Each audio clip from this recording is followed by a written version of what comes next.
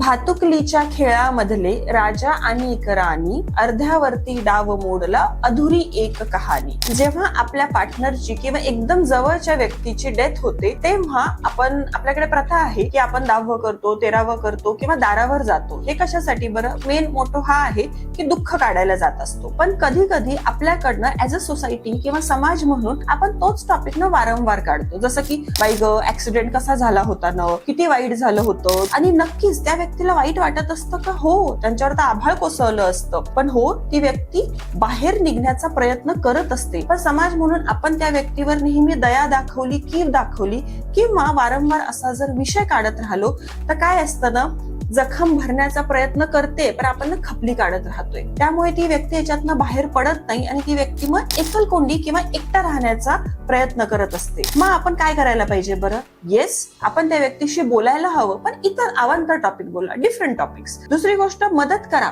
पण त्या व्यक्तीला कुठल्या टॉपिकवर मदत हवी आहे? जसं फॉर एन एक्झाम्पल, ते नवीन बिझनेस स्टार्ट करत होते, yes, you should help him in that way.